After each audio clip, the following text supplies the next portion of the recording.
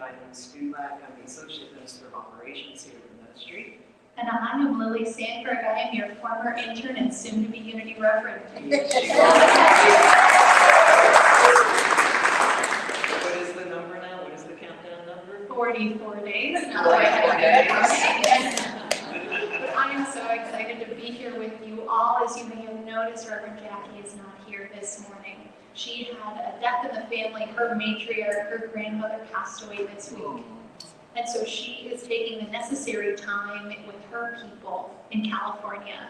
And so we want to just take a moment to say we are so sorry for the loss. We know how that is, knowing that the grieving process is natural and beautiful. And so I think, would you offer us a little prayer for Jackie this morning? Yeah, I think the prayer's already begun this morning. And I couldn't help but smile yesterday when the news passed my phone of Naomi Judd's unexpected passing, and I remember we're doing Testify of Love to start this day off, and who better to have with us here to do that than Miss EnVee herself. And I think that love is what we want to be the basis of not only our prayer to open the service, but you'll see and hear that it's throughout all of the music today. So again, the universe knows how to support us when we need it most, when our hearts are burning for any number of reasons. And so let's take a moment to just center into that love of God, always present, always available to us, for it is within us. I was touched by the lyrics to that song that said, with every breath I take, I will give thanks to God alone. For as long as I live, I will testify to love. So this morning we testify and we pray and we offer love as it was expressed and will continue to be expressed in spirit by one Carmen Galvez Fernandez, beloved grandmother of our beloved Reverend Jackie. This past week, many of us have come to know the power of love that came through that woman and all that she did, all that she shared, and the legacy she has left that now Jackie and her entire family pick up and carry forward in their own ways.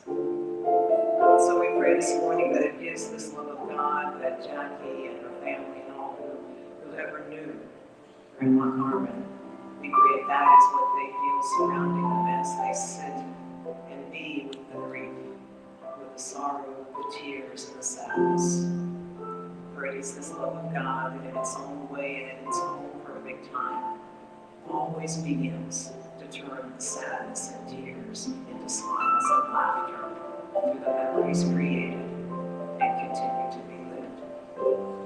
So it is with love that we bless Reverend Jackie, her family, each other, and our world. And so it is.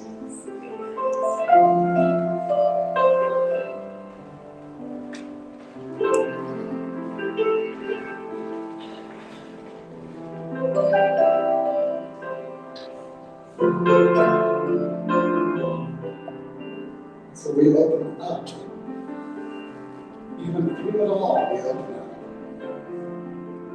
We allow our presence. I allow my presence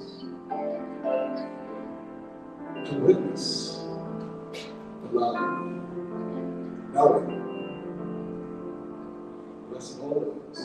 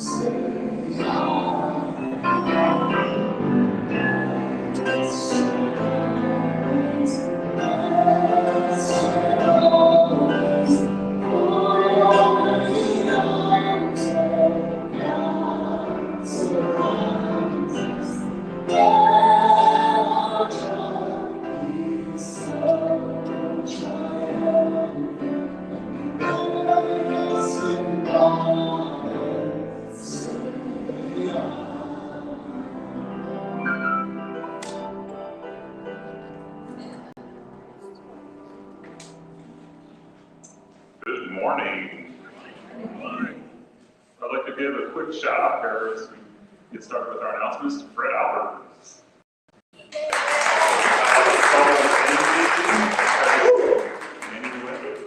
And also to our interpreter, Terry Sturgeon.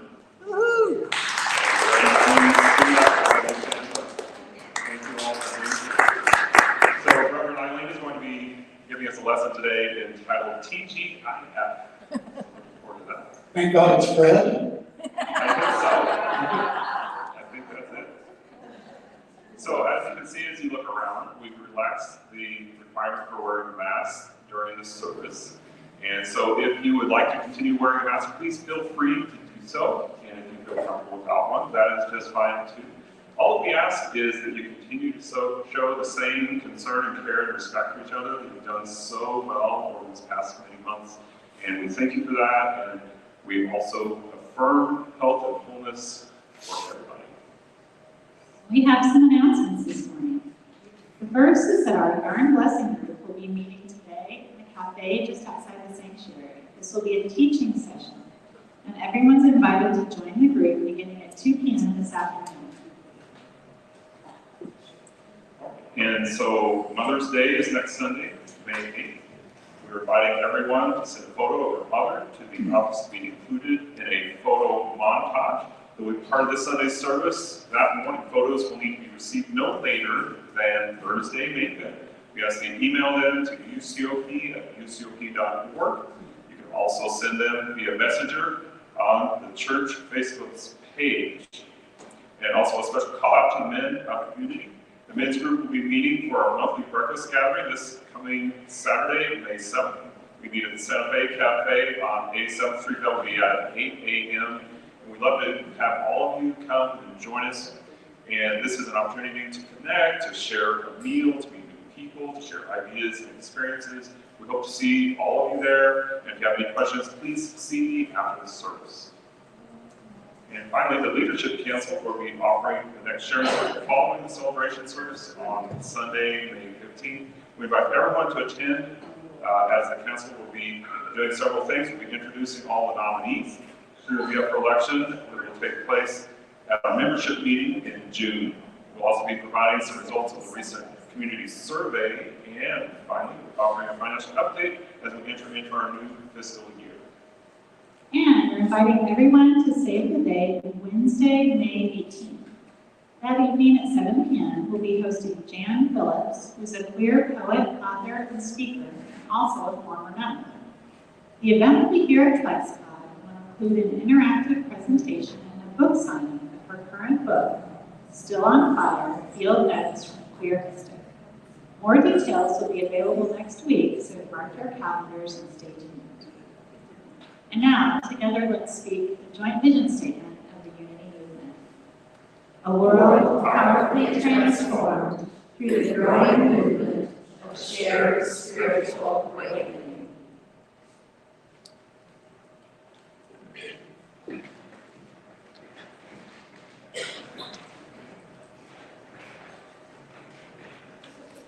Reverend Eileen already shared with us a beautiful prayer this morning. And one of the things I think we so often forget is that prayer can be about the good things too. Sometimes prayer is our last resort when stuff has hit the fan, that's when we pray. I did it this morning when we were having our tech issues. That's when I started praying. And that's okay. And our daily word for today is joy. And how beautiful it is that we can pray for the joy that we are experiencing now, the joy that is coming to us, the joy that is surrounding us at all moments. Knowing that just in that joy of prayer, that prayer of joy, it can encompass all of that good, bad, and ugly that is our deep and important spiritual experience as a human. Prayer can do that too. And so this morning, if you are online, we have prayer request forms always available for you online. If you are here in the sanctuary, we have prayer request forms for you. And if our prayer chaplains for today would just let yourselves be known to our community. They are in their beautiful stoles today. We've got 5 of them for you. But if there is a prayer on your heart, a prayer of joy, a prayer of sorrow, a prayer of, I just need someone else to hear this, they are here for you at all moments. In the joy, in the grief, in all of it. And so in that allness, I invite you to just take a moment. If you're called to close your eyes, you can do so. If it feels more comfortable, to just lower your gaze. And if there is a prayer on your heart, I invite you to call that forth. If it helps to just say it out loud quietly to yourself, do so. Because in this month of May, our power, our 12th power is of power. And we know that there's power in the word of speaking forward our prayers. And so in this moment, we can take a deep breath and release it. Knowing that our breath, in that moment, that connection to spirit is a prayer. And we take a moment to breathe in joy.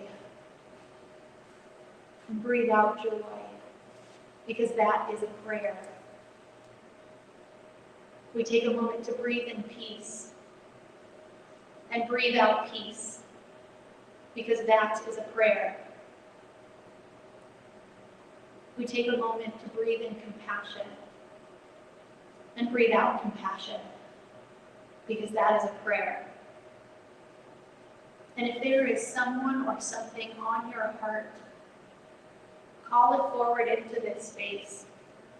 Surround it with that love, that peace, that understanding, that compassion. Knowing that our prayerful intention of acknowledging that prayer is needed here is the catalyst for God to begin to move in that space.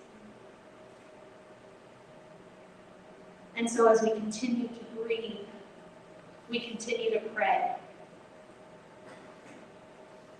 And so I invite you to just come back to this space, this prayerful energy, this now moment. And if that prayer on your heart continues, I invite you to submit a prayer request or see a prayer chaplain so they can hold that with you and for you. And so it is.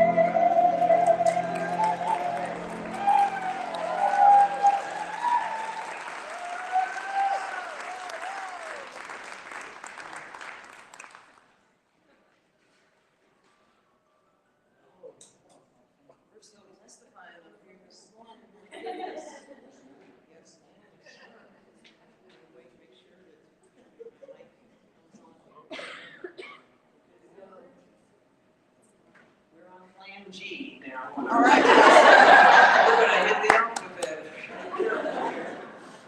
All right, I think there we are. There we are.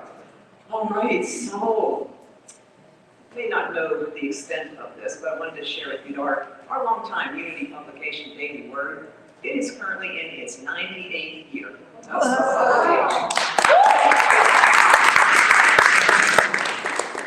so I'd like to begin the lesson today by sharing with you a message from the Daily Word that was included in the booklet on October 12th of 2016. And it reads, "Gratitude is a powerful means to a more prosperous life, for it helps me have a greater awareness of the blessings of God. When I have a grateful heart, I begin to notice the little things that bring me joy. I see good in everyday experiences and realize how truly prosperous I am. I change my mindset from focusing on what I may want to gratitude for what I have. I have so many things to be grateful for: family, friends, my creative ideas, and the world as a whole for its beauty and warmth and provision for all life. Close my eyes and mentally turn away from thoughts of lack and open my spiritual eyes to the abundance that surrounds me." Now that very positive, affirmative message was offered in support of the word for that day back in October 2016, which was prosperity. And I offer it to you as well today as we begin a brand new series that we're calling Moving Mountains.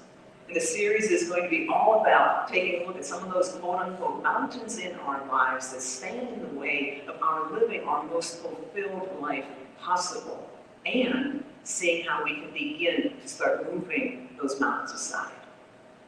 We begin today by considering the mountains that can block our experiences of prosperity.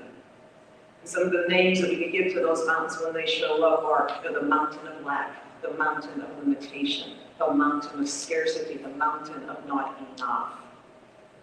And as we begin, I want to share with you that I'm going to be pulling from some books that I believe are masters of prosperity thinking and doing, folks who do not ignore the realities of what may be, and who offer tools that we can use to help manifest something better in our reactions. I've already shared one of those masters, and it's that collective group of people that stand behind the pages, the writers of our daily word publication. The group today will also include authors Brene Brown and Lynn Twist. Brene Brown wrote a wonderful book called The Gifts of Imperfection, and Lynn Twist wrote one of the most powerful books on prosperity I have ever read. It's called The Soul of Money. And then the last master, one final master I'm going to be pulling from today is you. So let's just let that sit in the back of your mind. We'll come back to it later and I'll share more. We're going to start with Ms. Brown. See, her book is all about noticing our imperfections. We all have them. They show up in our lives along the way. And we notice them to the extent we can be with them and then start to release them while embracing the gifts they brought to us, gifts that compel us to move forward in our lives, to not get stuck in the rut. And the chapter from Brene Brown's book that we're using today is one that she titled Cultivating Gratitude and Joy, Letting Go of Scarcity and Fear of the Dark. Gratitude and joy. There is an overlap. There is a connection between gratitude and joy that became so clear in Brene Brown's research leading up to her authoring her book. She listened to so many stories about both of them. And through the analysis of the data and all this stuff, she soon found very clear connections between the two. And one of the connections was the way in which people continually told her that the joy in their lives was a direct result of their practice of gratitude. Another was when the people she interviewed considered both gratitude and joy, they considered them to be spiritual practices in their lives, which also included their belief in a higher power and a belief in the interconnectedness of all life. And lastly, people speaking about joy made a very clear distinction between it and happiness. In doing so, they spoke of the difference. They spoke of the difference between feeling and emotion and engaging with their spirituality. And so, knowing now that there exists connections between gratitude and joy, and knowing that gratitude and joy are also powerful catalysts for prosperity. Now, how do we know that one? How do we know that one? We know that because this ministry, because of all of you, we have been experiencing so much prosperity for a long time now, and I believe that that is due in large part because of the words of blessing that we imbue with our offerings, our financial offerings and our offerings of our time and talent. Every single Sunday, the exclamation point that we put at the end of those words of blessing are the words that we speak individually in I statements that say, I am joy-filled and grateful. Right? So let's take all of this and get to the business of moving some of those mountains of lack and limitation and scarcity and fear that sometimes can stand in the way of what we know. So I always like to go back to basics when I'm starting out on something like this. So what is gratitude? You can look it up and see that it's a noun, that it means in part things like thankfulness, appreciation, gratefulness, and so forth. When Brene Brown asked those participating in her research that very same question, what is gratitude? The word that kept jumping out at her was the word practice. She said people who were living amazing, inspiring lives, even with the mountains that were in them, they were defining gratitude as a practice. It was not just an inanimate noun to them. It was something that had a life of its own. And it surprised Brown. And she said that other researchers probably would not have had that same reaction, but for her, it surprised her because she had held a belief for a very long time that knowledge was much more important than practice. I'm sure you've all heard the phrase, attitude of gratitude, right? We have an attitude of gratitude. Maybe say that yourselves. And this is a phrase that we want to be very aware of in terms of what it means. Because if we aren't careful, it can become one of those very mountains that we're trying to get out of the way. See, an attitude, it's not a bad thing, but an attitude is just a way of thinking about something that does not always translate into a behavior around that something. Brene Brown shared one of her attitudes in her book, and it's her yoga attitude. She says that many of the guiding beliefs in her life today align so beautifully with many of the teachings that are a part of yoga. Things like the breathing practices, the mindfulness, the interconnection of mind, body, spirit, all things that she values. And she has the yoga outfits. Her words, not mine. But let me share some words with you. She says, but let me assure you, my yoga attitudes and outfits don't mean jack. If you put me on a yoga mat and ask me to stand on my head or strike a pose. As I am sitting here writing this, I've never practiced yoga. I plan to change that, but to date, I've never put the attitude into action. So where it really matters most, on the mat, my yoga attitude doesn't count for much. What attitudes might you have that might not count for much unless you put those attitudes into practice? It's a valid question to ask about anything, but it is especially worth asking if you find yourselves not receiving the gifts that you expect to receive from that attitude. Just as Brene Brown will never, ever experience the gifts and the benefits of yoga if she does not practice yoga, we cannot expect only a belief in gratitude to help manifest great things of prosperity and abundance in our lives. We have to practice our gratitude. We can keep a gratitude journal.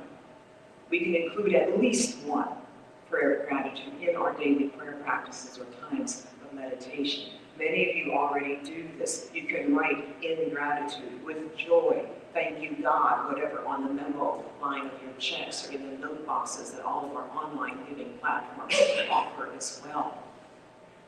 Or you can just think about it this way. Brown says when the people in her research talk about gratitude, there's a whole lot of verbs involved. A whole lot of verbs involved. So, when we decide to get going, when we decide to move forward with our lives and with our gratitude verbing, one of the first things that has been found to try and step right in front of us and prevent us from implementing those practices is that mountain of scarcity.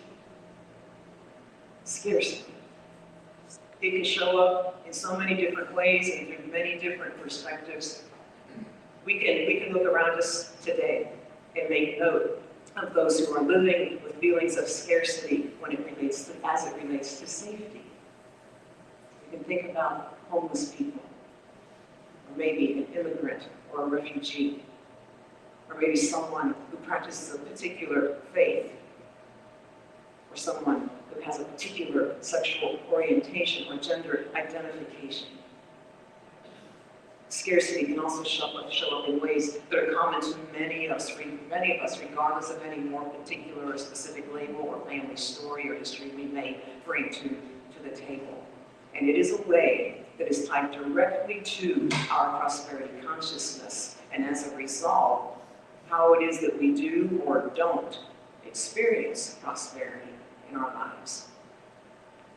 I want to read you something about scarcity that Brene Brown included in her book, but it was written by Lynn Twist. And this is what she offers when it comes to scarcity, and how easily it can grow into a mountain that can take over our consciousness and also take over our entire lives. And Lynn writes, for me, and for many of us, our first waking thought of the day is I didn't get enough sleep.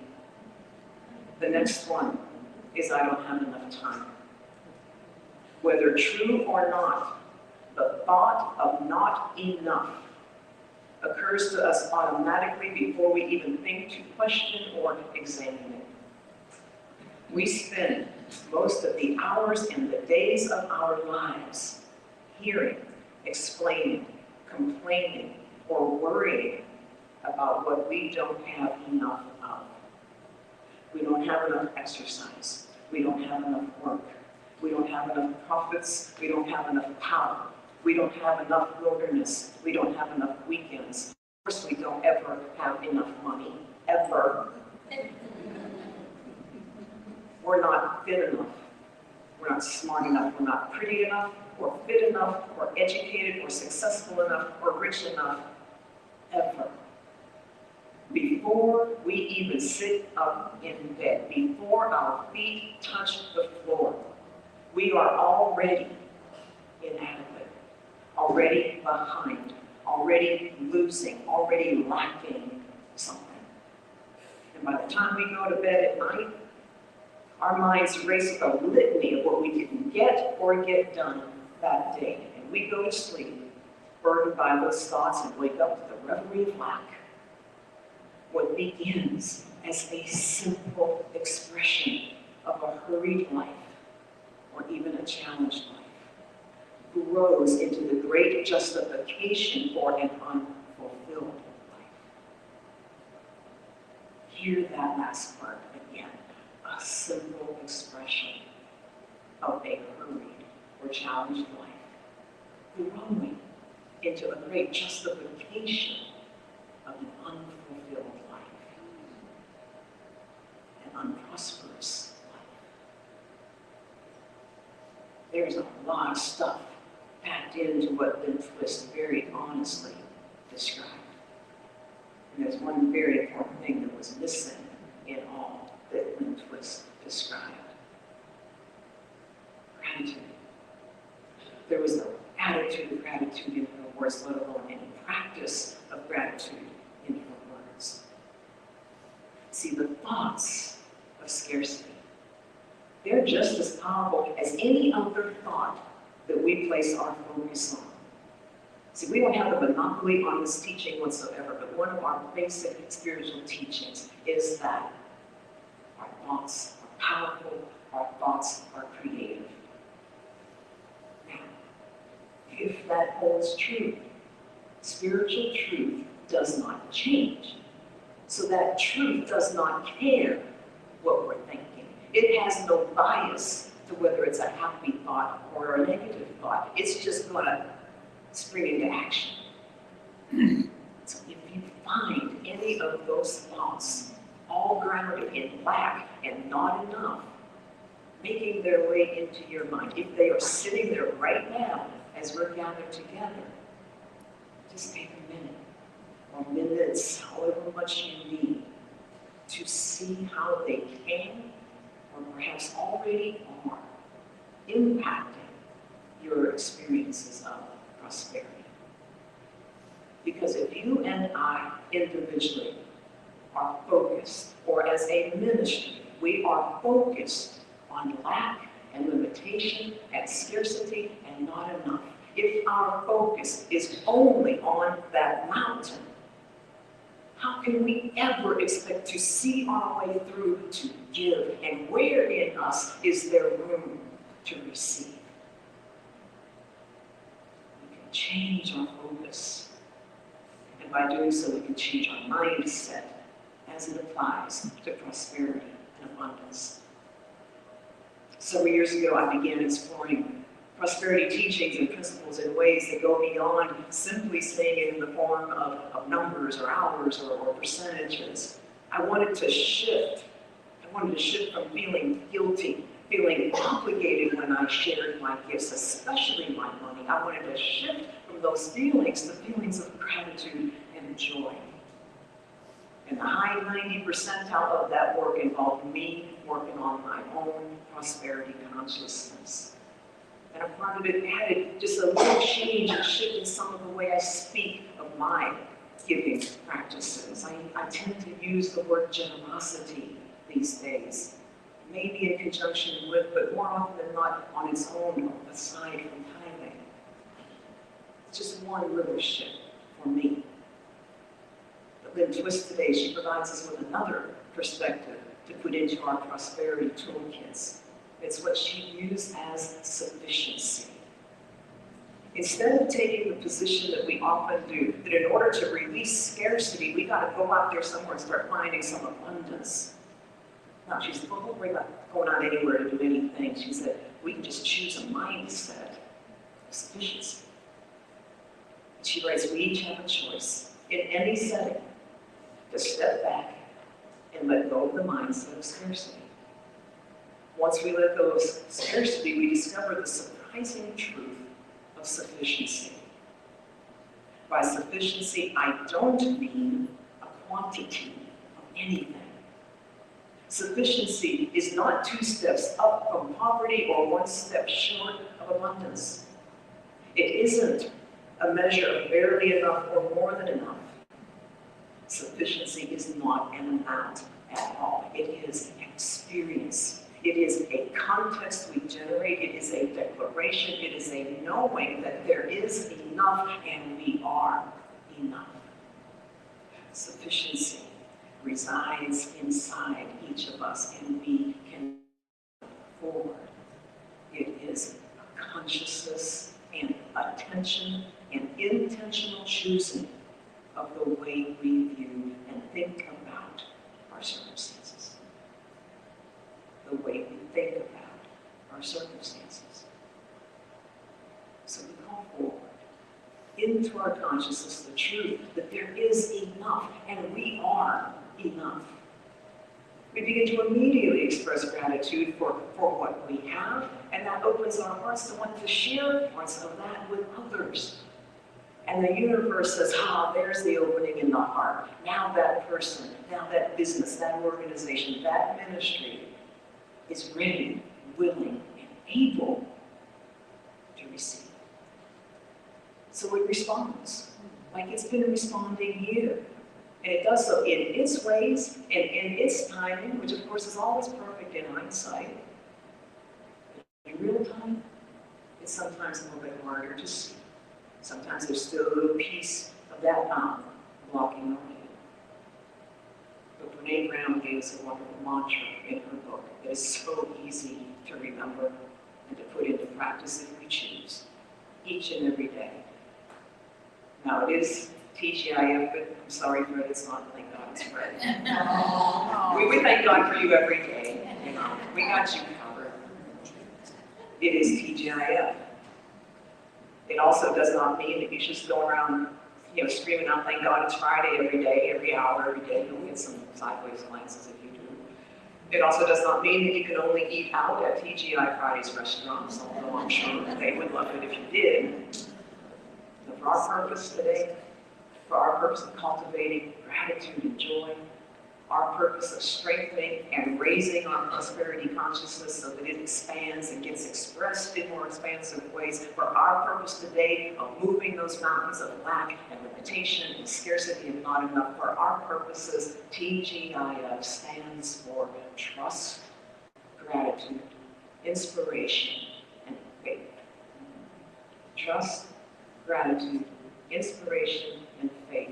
And this is where I feel I must call upon my final masters for the day, and that is you. It's you. See, TGIF is an acronym Brene Brown uses as a part of her gratitude practice. It's one we can use as a part of our prosperity practice.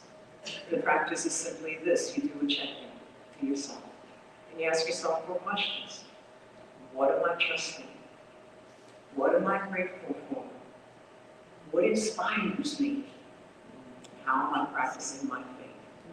And I'd like to ask you to answer some of those questions. It's not a dissertation or a big explanation. 1 word, 2 words, 3 words. We'll take maybe 2 for each question.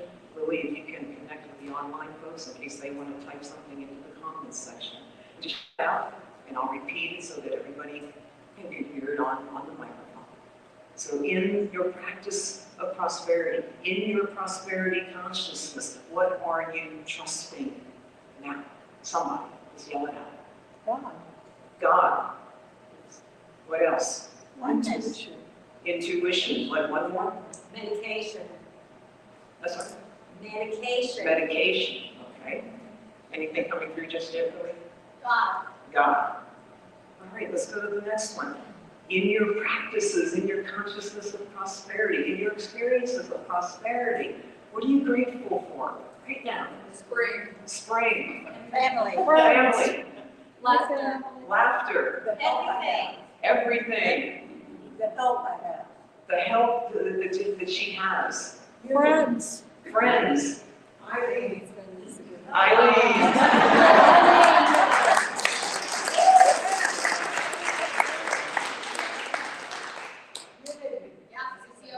UCOP. All right. Love. Love. In your consciousness of prosperity, your practices, your experiences, your desires, what's inspiring you? This church. This church, amen. Music. Music, People's lives. people's lives, Loving people. nature, Family. family, Our family, yes, exactly. family to the second power. Yes. Podcast. Eileen, My strength. my strength, someone online. Art. Art, Love. love, Friends. friends, children, Art to the second power. to the second power. All right, in your prosperity consciousness and practices and experiences and desires, how are you practicing your faith? Belief in divine order. Believe in Divine order. divine order, Meditation. meditation, Daily. prayer, daily, to all of that, right? Embrace God. Listening, Embrace God. embrace God, Service. service, Reading in silence. reading, Being in silence. being in the silence. Let go and let God. Oh, okay, one at a time, back here. Let go and let God. Let go and let God. Flowers. Flowers. Every week we are blessed with beautiful flowers. Yes.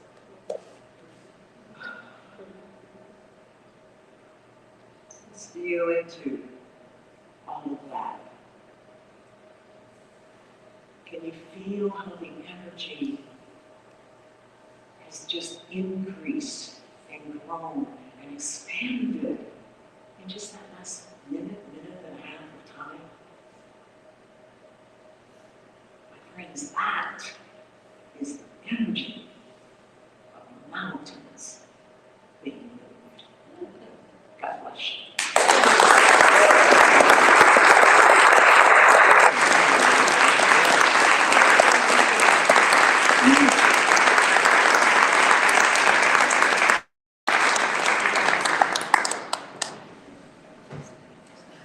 You say I.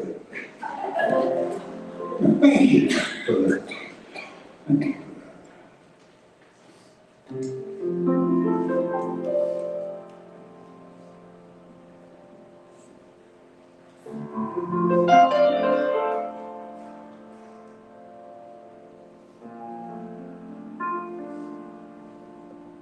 Do you feel the energy in the room?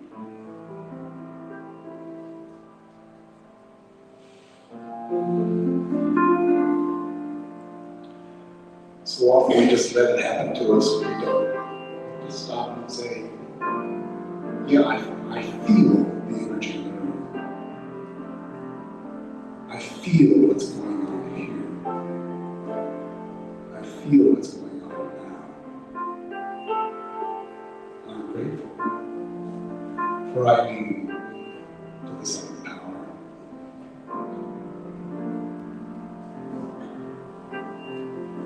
For this place, for this place.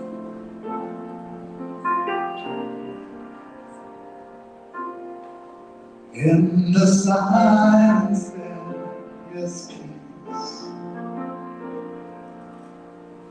In the silence there is unspoken joy.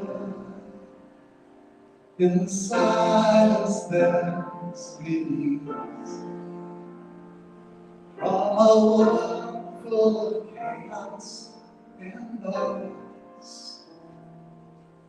So I wait for these precious moments when I hear all that could never be said, and right here in this holy silence, I find God.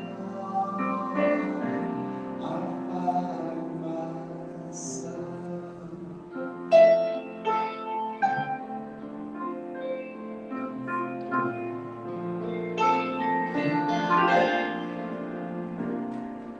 The silence there is in the silence there is unspoken joy. In the silence there is freedom from a world full of chaos and noise. So I wait for these precious moments when I hear all that never be said, and right here in this holy silence, I find God, I find myself.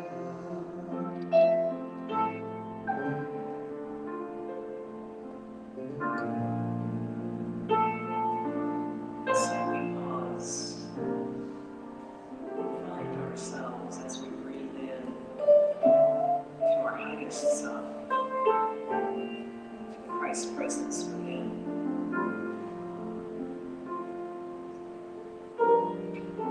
It has been said that gratitude is a spiritual magnet. Gratitude is a spiritual magnet. I can place my focus and attention on the positive and draw more of the same into my life. I become more aware of the blessings in my life, friends and family, the comforts of home, the beauty of nature.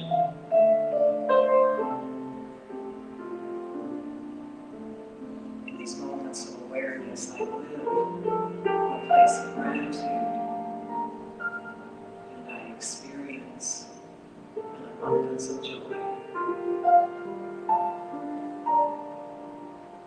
What a powerful statement to affirm. I live from a place of gratitude and experience an abundance of joy.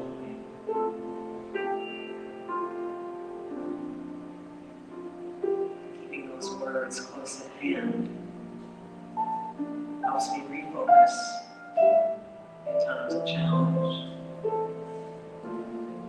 perhaps times of health or financial difficulties,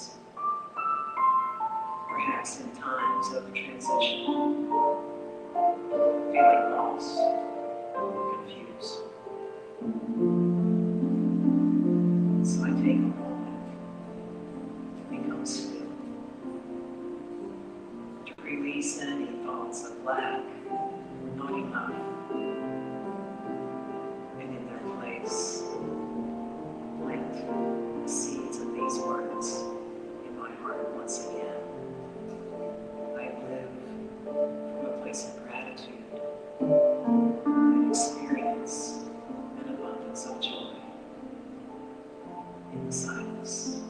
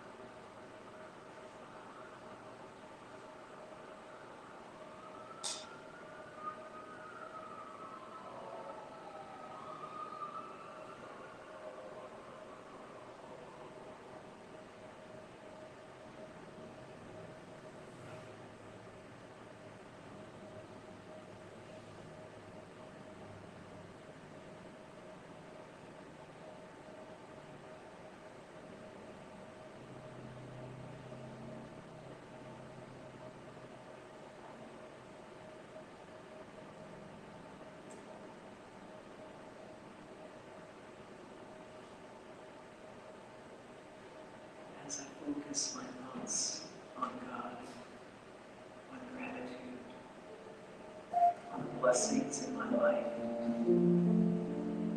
Difficulties don't look as large as they once did. I see them now with new perspective. And move through them, over them, beyond them, with great resolve. I live a prosperous life, and I do so from a place of gratitude and with an abundance of joy. And so it is.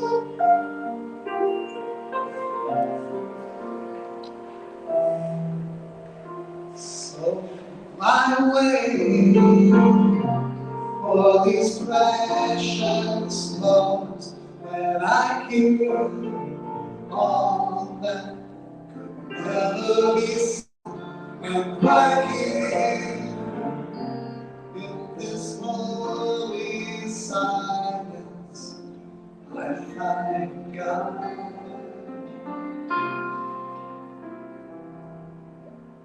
I find God. I find myself.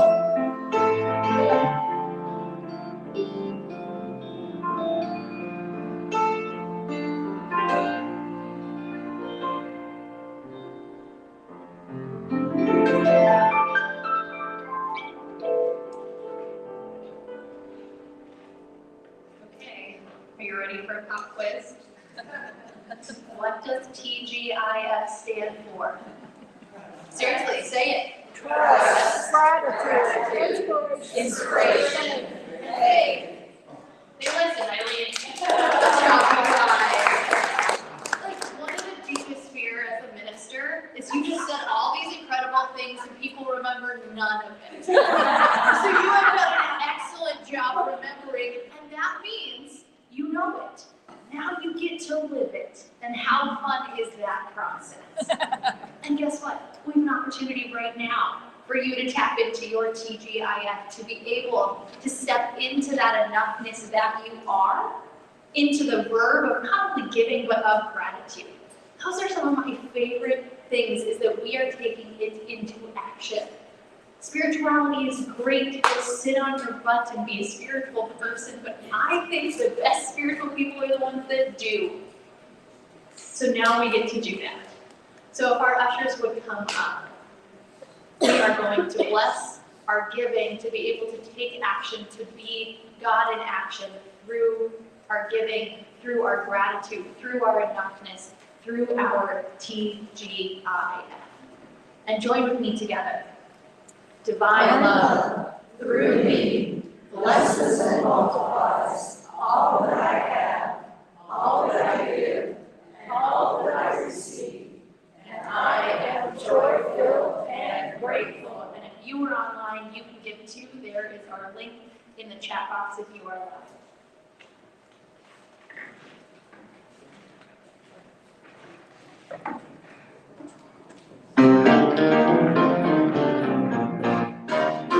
Just kindness, my church's nature, God's unfeeling, these deep inside, my job's deep conscience, my past forgiveness, my religion's kindness, now fixing every day. Everyone has story, everyone has pain, and you should go away from all of this when you find all the same. In the little things you say and do, mean so much. It's a smile, not a connection, a simple love and touch. It's kindness, my church and future. You can laugh like God is breathing. I live inside, my job's in conscience. That's forgiveness, my religion is kindness, and I practice in everything. Today I'm gonna ask myself what more can I do to be a radiant child of God and let my love shine through. Don't let my heart be back to think of the best of me. I'm gonna give, share my touch, and nothing. Now let's see, my religion is kindness, my church is nature, my God is feeling, lives deep inside.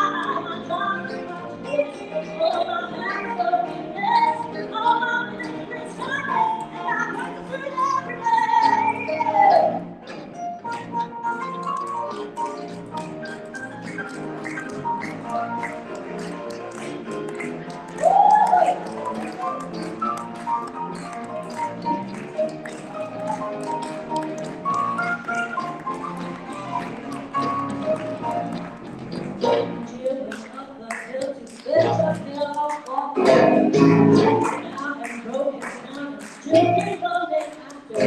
She said, I tell me what I do, but don't ease my mind. He said, hold my head, trust me, I didn't know how to fight. I'm not in danger, I got the feeling, all the deep inside. I got to be content, all my lips won't be late. My religion is my best, and I got to sit every day. It's my best, oh my church and nature. I got the feeling that is deep inside.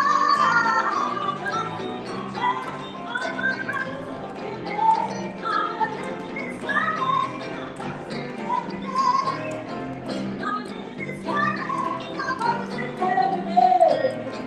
My religion is kindness, and I practice it every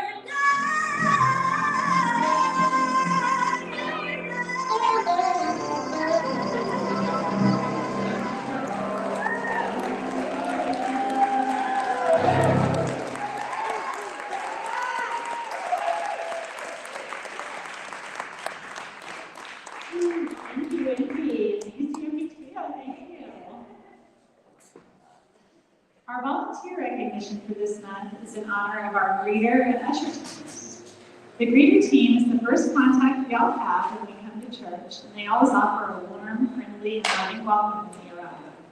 The usher team continues that energy as they assist in seating in the sanctuary, offer support, and answer any questions, especially for our first-time guests, and support various elements of the celebration service as it unfolds. We are so grateful for everyone who serves on these teams. Please join me in showing our appreciation.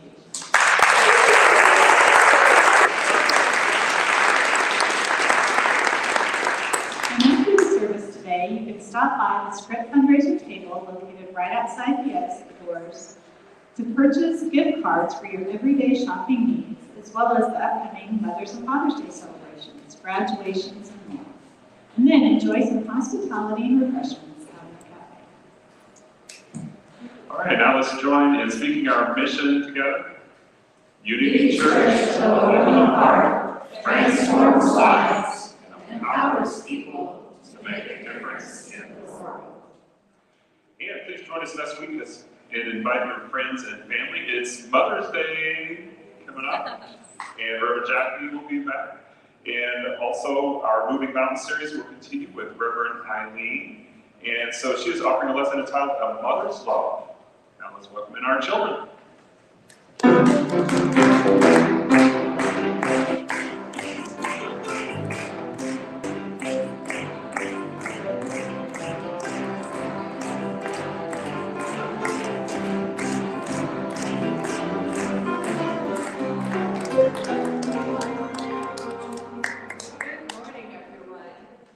So first off, we had a new kid with us, Grayson. Wonderful to have him. And then to talk to you about what we did, Fiona and Emily are going to explain what we did. So first we made some cards for May Day. Then we made something called a Rube Goldberg machine, where you find a very complicated way to do a very simple task.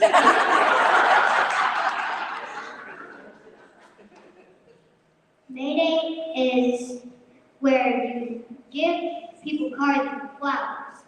And for people who work here and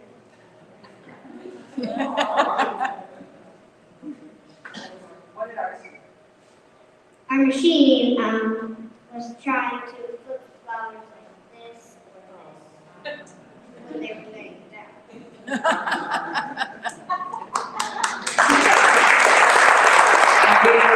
talked about image strength a lot, and we also talked about moving mountains a little bit in our own things. And these guys are just so brave. Even through all their little failures, they just kept going and they kept trying. And they did get a little bit of a working machine. So now you all will stand and join us for our new song.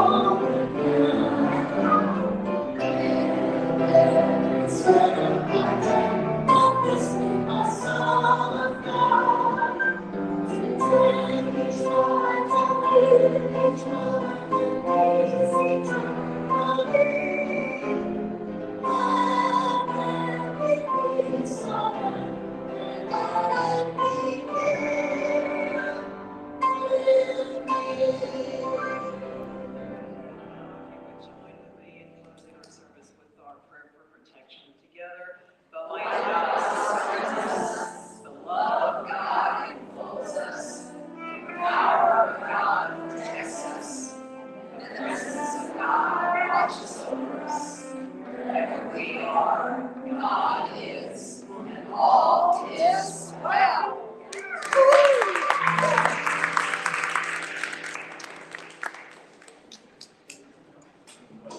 Thank you.